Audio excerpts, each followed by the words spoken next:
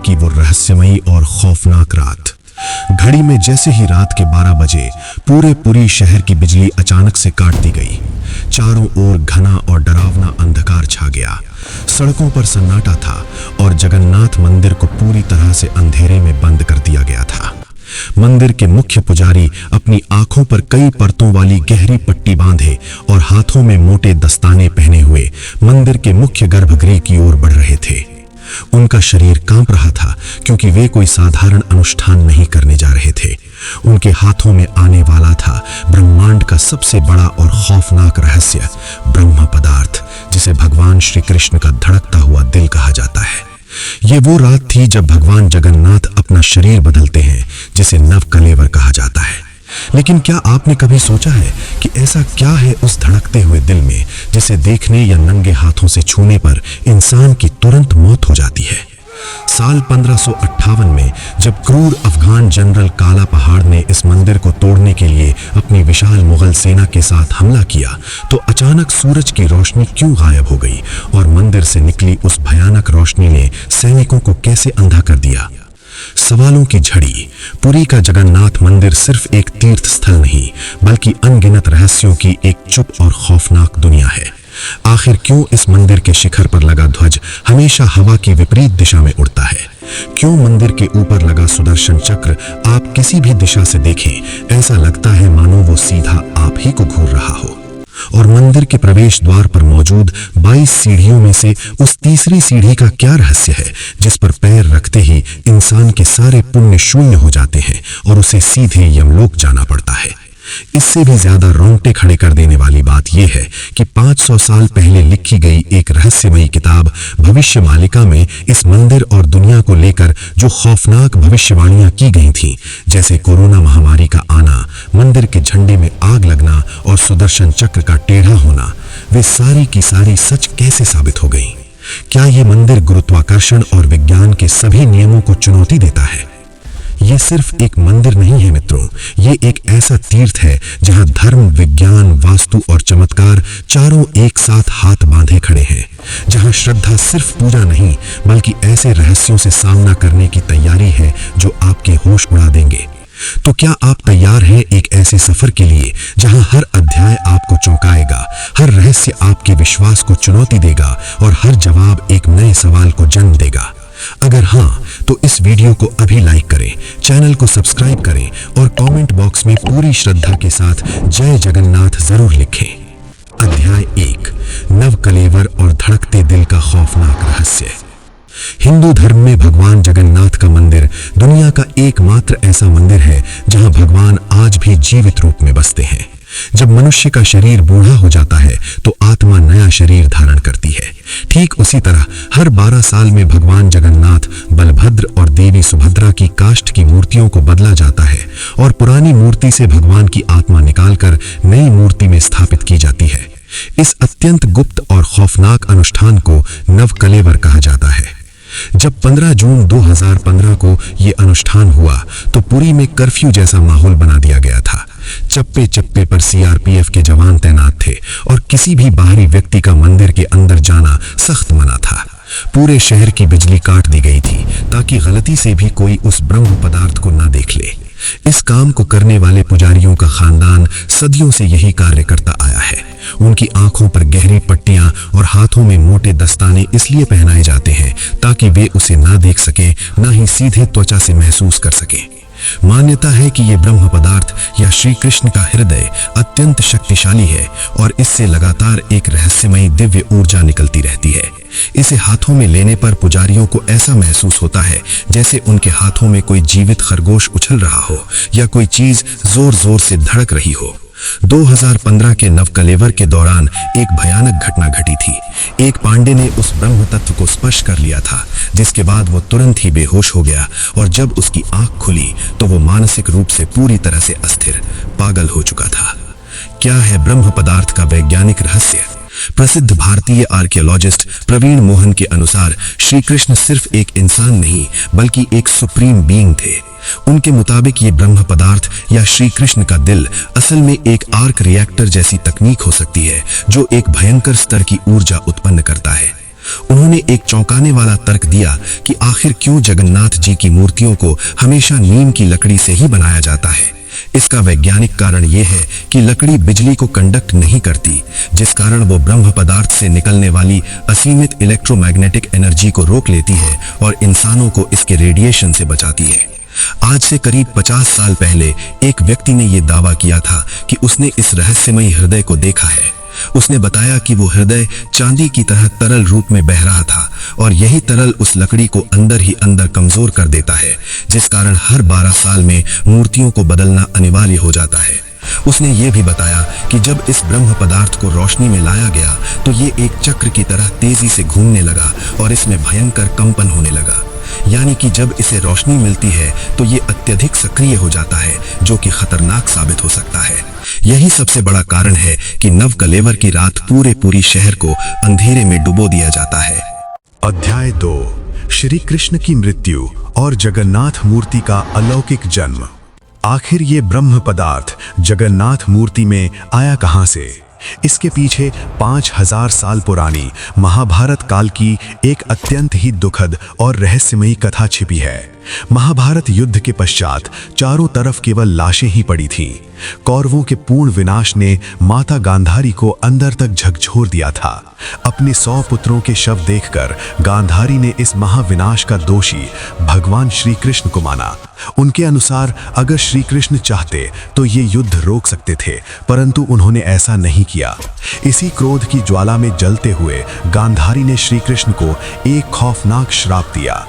जिस प्रकार मेरे वंश का विनाश हुआ है, ठीक उसी प्रकार तुम्हारे यदुवंश का भी विनाश हो जाएगा। इस श्राप के ठीक 36 साल बाद गांधारी का वचन सत्य साबित हुआ।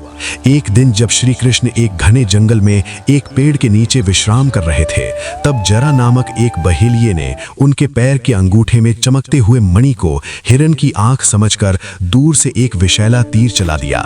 जैसे ही वो तीर श्री कृष्ण के पैरों में लगा, उन्होंने इस लोक को छोड़ने और मृत्यु को स्वीकार करने का निर्णय लिया। जब उस शिकारी को अपनी भूल का एहसास हुआ तो वो रोते हुए श्री कृष्ण से क्षमा मांगने लगा। तब श्री कृष्ण ने उसे समझाते हुए एक बहुत बड़ा रहस्य खोला कि ये सब कर्मों का फल है। उन्होंने कहा, पिछले जन्म में तुम त्रेता युग के महान वानर राजा बाली थे, जिसे मैंने राम अवतार में छुपकर मारा था। आज उसी कर्म का फल चुकाने के लिए तुम मेरी मृत्यु का कारण बने हो। माना जाता है कि श्री कृष्ण की मृत्यु के साथ ही पूरी द्वारका नगरी समुद्र की गहराइयों में समा गई और यदुवंश समाप्त हो गया। जब पांडवों को अपने प्रिय सखा श्री कृष्ण की मृत्यु का समाचार मिला तो वे शोक में डूब गए। उन्होंने पूरे विधि विधान से श्री कृष्ण के शरीर का अंतिम संस्कार किया। चिता की अग्नि ने उनके पूरे शरीर को पंच तत्वों में विलीन कर दिया, परंतु एक चमत्कार हुआ। श्री कृष्ण का वो हृदय अग्नि में नहीं जला। वो हृदय जलने के बजाय और भी अधिक ऊर्जा के साथ धड़कने लगा। अर्जुन ने भगवान के उस जीवित हृदय को एक लकड़ी के मंच पर रखा और उसे समुद्र में प्रवाहित कर दिया। काफी लंबे समय तक समुद्र की लहरों पर तैरते हुए ये ब्रह्म पदार्थ ओडिशा के समुद्र तट पर जा पहुंचा। उस समय वहां शबरा नामक आदिवासी जनजाति रहा करती थी। उस कबीले के मुखिया विश्ववसु की नजर जब उस चमकदार और दिव्य हृदय पर पड़ी तो वे उसकी अलौकिक ऊर्जा से सम्मोहित हो गए। विश्ववसु ने उस ब्रह्म पदार्थ को एक गुप्त गुफा में ले जाकर नील माधव के रूप में पूजना शुरू कर दिया। उसी काल में मालवा राज्य पर भगवान विष्णु के परम भक्त राजा इंद्रद्युम्न का शासन था। एक रात स्वयं भगवान विष्णु राजा के स्वप्न में आए और उन्हें आदेश दिया कि वे नील माधव को खोजें और उनके लिए एक भव्य मंदिर का निर्माण करवाएं। राजा ने तुरंत अपने सबसे चतुर ब्राह्मण पुरोहित विद्यापति को नील माधव की खोज में भेज दिया। विद्यापति कई दिनों तक नीलांचल पर्वत की खाक छानते रहे और अंततः उन्हें पता चला कि कबीले का मुखिया विश्ववसु उस गुप्त मूर्ति की पूजा करता है। जब विद्यापति ने विश्ववसु से मूर्ति के दर्शन की अनुमति मांगी तो उसने साफ इनकार कर दिया। तब विद्यापति ने एक चाल चली और विश्ववसु की सुंदर पुत्री ललिता से विवाह कर लिया। अपनी पत्नी ललिता के माध्यम से विद्यापति ने ने विश्व वसु को मना लिया और उस गुप्त गुफा तक पहुंच गए। जैसे ही विद्यापति ने उस अलौकिक नील माधव की मूर्ति को देखा, वे उसकी ऊर्जा से स्तब्ध रह गए। उन्होंने तुरंत वापस जाकर राजा इंद्रद्युम्न को यह खुशखबरी दी, लेकिन जब राजा अपनी पूरी सेना के साथ उस गुफा में पहुंचे तो वहां से मूर्ति गायब हो चुकी थी। राजा हताश और उदास होकर अपने महल लौट आए। तभी भगवान विष्णु पुनः राजा के स्वप्न में आए और कहा, राजन, निराश न हो, पुरी के समुद्र तट पर एक विशाल नीम का पेड़ बहकर आएगा। तुम उसी पेड़ की लकड़ी से मेरी नई मूर्ति का निर्माण करवाना। राजा को वो विशाल लकड़ी मिल तो गई, लेकिन वो लकड़ी इतनी कठोर थी कि राज्य के बड़े बड़े मूर्तिकार और कारीगर अपनी छेली हथौड़े से उसे एक खरोंच तक नहीं लगा पाए। तभी वहां देवताओं के शिल्पकार भगवान विश्वकर्मा एक अत्यंत वृद्ध और रहस्यमयी साधु का रूप धारण करके पहुंचे। उन्होंने राजा से कहा कि वे 21 दिन में मूर्ति बना देंगे, लेकिन उनकी एक कड़ी शर्त है। मैं एक बंद कमरे में ये मूर्ति बनाऊंगा। 21 दिन तक ना तो कोई इस कमरे का दरवाजा खोलेगा, ना ही कोई अंदर आएगा। राजा ने ये शर्त मान ली। बंद कमरे के भीतर से दिन रात छेनी और हथौड़े की मधुर आवाजें आती रहीं, लेकिन ठीक 15 दिनों के बाद अचानक वो आवाज आनी बंद हो गई।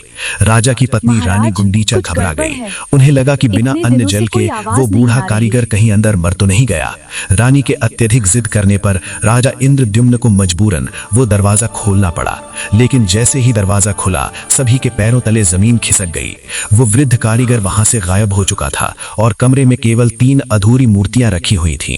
उन मूर्तियों के हाथ और पैर पूरी तरह नहीं बने थे।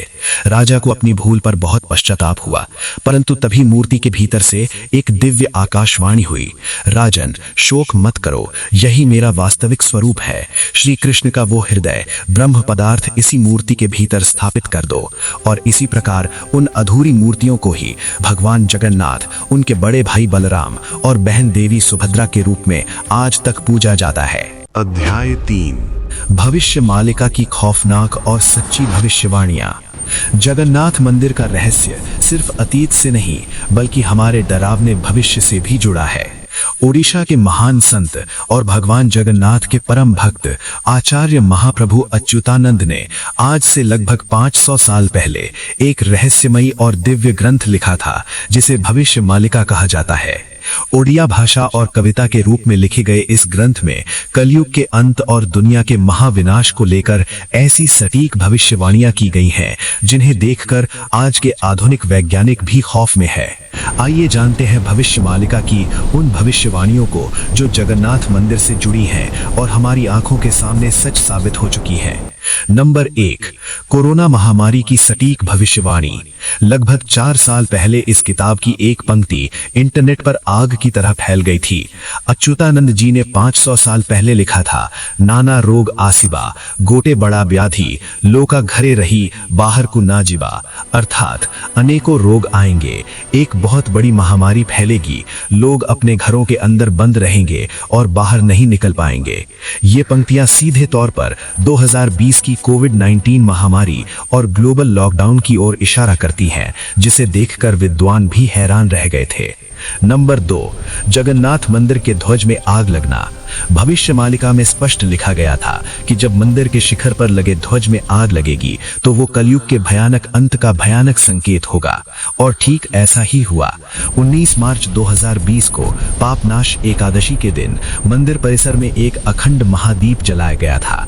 अचानक एक तेज रहस्यमयी हवा चली और मंदिर का पवित्र झंडा उड़कर उस दीपक के ऊपर जा गिरा, जिससे झंडे में आग लग गई। ये घटना पूरी दुनिया के लिए एक खौफनाक चेतावनी थी। नंबर 3, मंदिर के गुंबद पर अशुभ पक्षियों का बैठना। सदियों से ये एक प्रमाणित सत्य है कि जगन्नाथ मंदिर के मुख्य गुंबद पर कभी कोई पक्षी नहीं बैठता, ना ही इसके ऊपर से कोई हवाई जहाज या हेलीकॉप्टर उड़ता है। लेकिन भविष्य मालिका में लिखा था कि कलयुग के अंत के करीब मंदिर के ऊपर गिद्ध और चील जैसे अशुभ पक्षी दिखाई देंगे। और सच में जुलाई 2020 के बाद से मंदिर के गुंबद, स्तंभ और नील चक्र पर गिद्ध, चील और बाज को बैठे हुए देखा गया। इस घटना ने महाविनाश की चर्चाओं को फिर से हवा दे दी। नंबर 4, सुदर्शन चक्र का टेढ़ा होना। भविष्य मालिका के अनुसार जब कलयुग का अंत बिल्कुल निकट होगा तब भगवान जगन्नाथ मंदिर का नील चक्र तूफान से टेढ़ा हो जाएगा। मई 2019 में जब फानी नामक प्रलयंकारी समुद्री तूफान ओडिशा के तट से टकराया तो हवाओं के भयंकर दबाव से मंदिर के शिखर पर लगा वो विशालकाय और अति मजबूत सुदर्शन चक्र सचमुच टेढ़ा हो गया था। भविष्य मालिका में आने वाले समय के लिए और भी डरावनी बातें लिखी हैं। इसमें कहा गया है कि भविष्य में तीनों रथ यात्राएं एक साथ रुक जाएंगी, नदियां उल्टी दिशा में बहने लगेंगी और मंदिर से ब्रह्म तत्व हमेशा के लिए गायब हो जाएगा। ग्रंथ के अनुसार जब ये मंदिर समुद्र के पानी के अंदर पूरी तरह समा जाएगा तब कलयुग अपने अंतिम और सबसे भयानक चरण पर होगा और ठीक उसी समय भगवान विष्णु के 10वें और आखिरी अवतार कल्कि अवतार का धरती पर आगमन होगा। क्या ये महज संयोग है या सच में आचार्य अच्युतानंद ने आज से 500 साल पहले टाइम ट्रैवल करके कलयुग का अंत देख लिया था? ये भविष्य मालिका कोई साधारण किताब नहीं बल्कि कायनात का वो रोड मैप है जिसे आज के इंसानों को गंभीरता से समझने की जरूरत है। अध्याय 4, मुगलों का खौफनाक हमला और चमत्कारिक रक्षा। सन 1558 का वो अंधकारमय दौर। ये वो समय था जब क्रूर अफगान जनरल काला पहाड़, जो उस समय बंगाल का गवर्नर था, ओडिशा की तरफ बढ़ रहा था। उसका नाम सुनकर ही लोग कांप उठते थे क्योंकि वो सनातन धर्म और मंदिरों को नष्ट करने के लिए कुख्यात था। काला पहाड़ की एक विशाल और क्रूर फौज जगन्नाथ मंदिर को पूरी तरह से मिट्टी में मिलाने के इरादे से पूरी शहर में दाखिल हुई। घोड़े सरपट दौड़ रहे थे, तलवारें लहराई जा रही थी और हवा में विनाश की गंध थी। लेकिन जैसे ही वो क्रूर सेना मंदिर के मुख्य गर्भगृह की ओर आगे बढ़ी, प्रकृति ने अपना रौद्र रूप दिखाना शुरू कर दिया। अचानक आकाश पूरी तरह काला पड़ गया, सूरज की रोशनी रहस्यमयी तरीके से गायब हो गई और दिन के उजाले में घोर अंधकार छा गया। तभी मंदिर के भीतर से एक ऐसी भयंकर और चकाचौंध कर देने वाली चमकती हुई रोशनी बाहर निकली जो किसी इंसानी स्रोत की नहीं थी। उस अलौकिक प्रकाश के साथ एक डरावनी और विशालकाय ऊर्जा सैनिकों की तरफ दौड़ी। इस अकल्पनीय दृश्य ने मुगल सेना की रूह कंपा दी। बिना एक भी तलवार चले खूंखार सैनिक खौफ के मारे वहां से उल्टे पांव भागने लगे। कई सैनिक तो डर के मारे वहीं बेहोश होकर गिर पड़े। आज भी पुरी की लोक कथाओं में ये घटना गर्व से सुनाई जाती है कि जब भगवान की मर्यादा पर प्रहार होता है तो वे स्वयं प्रकट होकर अपने धाम की रक्षा करते हैं। काला पहाड़ की सेना को वहां से खाली हाथ और खौफजदा होकर लौटना पड़ा। मुगलों के बाद जब 1803 में अंग्रेजों ने पुरी पर अपना कब्जा जमाया तो उन्होंने मंदिर की संपत्तियों को हड़पना शुरू किया। पश्चिमी मानसिकता वाले ब्रिटिश अधिकारियों को भक्तों की ये असीम श्रद्धा और मंदिर के चमत्कार केवल अंधविश्वास लगते थे। सन 1805 में एक ब्रिटिश कलेक्टर मिस्टर हंटर ने तो जगन्नाथ मंदिर के रीति रिवाजों को इरैशनल और बारबैरिक तक कह डाला। अंग्रेजों का अहंकार तब चरम पर पहुंच गया जब सन 1806 में ब्रिटिश प्रशासन ने पुरी की विश्व प्रसिद्ध रथ यात्रा को बंद करवाने की साजिश रची। उन्होंने तर्क दिया कि रथ यात्रा में बेकाबू भीड़ इकट्ठा होती है जो प्रशासन के लिए खतरा है, लेकिन उन्हें ये नहीं पता था कि वे किस शक्ति से टकरा रहे हैं। इस फैसले के खिलाफ पूरे उड़ीसा में एक भयंकर जन आंदोलन भड़क उठा। लाखों भक्त, संत, मठों के आचार्य और आम जनता सड़कों पर उतर आए। लोगों ने खुद ही रथ का निर्माण शुरू कर दिया और अंग्रेजों को चेतावनी दी कि अगर हमारे भगवान नहीं चलेंगे तो हम भी नहीं चलेंगे। जनता के इस असीमित आक्रोश और आस्था के सैलाब को देखकर शक्तिशाली ब्रिटिश हुकूमत को घुटने टेकने पड़े। उन्हें अपना फैसला वापस लेना पड़ा और रथ यात्रा की पुनः अनुमति देनी पड़ी। इसके बाद अंग्रेजों ने कभी पुरी मंदिर के अंदरूनी और धार्मिक मामलों में दखल देने की जुर्रत नहीं की। अध्याय 5, यमशिला, उल्टी हवा का झंडा और सुदर्शन चक्र का विज्ञान। जगन्नाथपुरी मंदिर केवल आस्था का केंद्र नहीं है बल्कि ये एक ऐसी जगह है जो दुनिया के बड़े बड़े वैज्ञानिकों, गुरुत्वाकर्षण के नियमों और मॉडर्न इंजीनियरिंग के सिद्धांतों को सरेआम गलत साबित कर देती है। मंदिर के मुख्य प्रवेश द्वार पर कुल 22 सीढ़ियां मौजूद हैं, जिन्हें पार करके भक्त भगवान के दर्शन के लिए जाते हैं। लेकिन इन 22 सीढ़ियों में से तीसरी सीढ़ी पर पैर रखना सख्त वर्जित है। धार्मिक कथाओं के अनुसार इस तीसरी सीढ़ी को यमशिला कहा जाता है। कथा है कि एक बार मृत्यु के देवता यमराज भगवान जगन्नाथ के पास पहुंचे और उनसे शिकायत की, प्रभु, आपके दर्शन मात्र से ही महापापी लोगों के भी सारे पाप कट रहे हैं और वे सीधे मोक्ष प्राप्त कर रहे हैं। यदि ऐसा ही चलता रहा तो यमलोक सूना हो जाएगा और वहां कोई नहीं आएगा। यमराज की इस परेशानी को दूर करने के लिए भगवान जगन्नाथ ने कहा, तुम मेरे मंदिर की 22 सीढ़ियों में से तीसरी सीढ़ी पर अपना स्थान ग्रहण कर लो। तब से ये नियम है कि दर्शन के लिए तो जाते समय इस सीढ़ी से बचा ही जाता है, लेकिन दर्शन करके लौटते समय यदि किसी मनुष्य ने गलती से भी इस तीसरी सीढ़ी पर पैर रख दिया तो भगवान के दर्शन से मिले हुए उसके सारे पुण्य उसी क्षण शून्य हो जाते हैं और मृत्यु के बाद उसे यमलोक की यातनाएं झेलनी पड़ती हैं। मंदिर के मुख्य शिखर पर एक अत्यंत भारी और विशाल अष्ट धातु का चक्र स्थापित है, जिसे नील चक्र या सुदर्शन चक्र कहा जाता है। इस चक्र का सबसे बड़ा रहस्य यह है कि आप पुरी शहर के किसी भी कोने से, किसी भी दिशा से इस चक्र को देखेंगे तो आपको हमेशा यही लगेगा कि चक्र का सीधा हिस्सा आपकी ही तरफ देख रहा है। आधुनिक विज्ञान इसे आर्टिफिशियल इल्यूजन कहता है, लेकिन सोचने वाली बात यह है कि आज से हजारों साल पहले जब कोई लेजर कटिंग या मॉडर्न 3D डिजाइनिंग सॉफ्टवेयर नहीं थे, तब हमारे पूर्वजों ने इतनी भारी धातु को इतनी ऊंचाई पर स्थापित करके ये इल्यूजन कैसे तैयार किया? विज्ञान के पास आज भी इसका कोई सटीक जवाब नहीं है।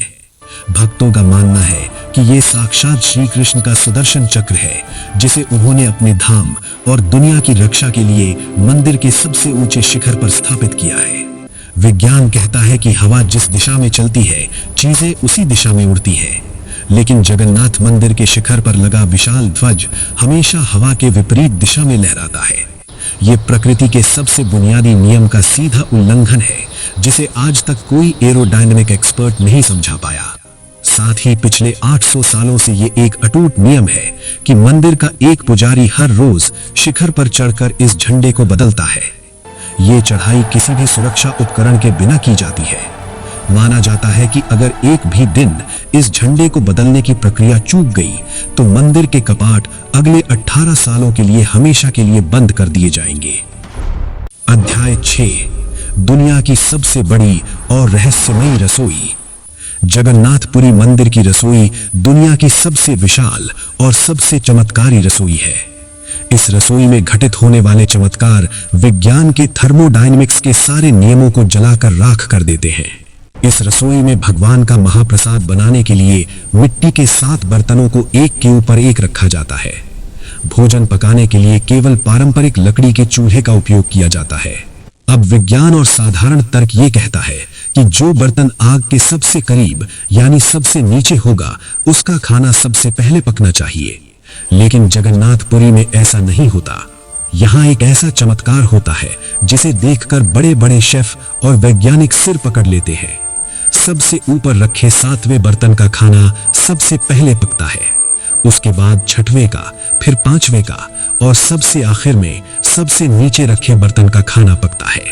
इस विशाल रसोई में केवल सेवायत ब्राह्मणों को ही काम करने की अनुमति है, किसी बाहरी व्यक्ति का प्रवेश वर्जित है। यहाँ प्रतिदिन लगभग 500 से ज्यादा रसोइये और उनके सहायक मिलकर महाप्रसाद तैयार करते हैं। हर दिन मंदिर में 50,000 से लेकर 2 लाख श्रद्धालुओं के लिए भोजन बनता है।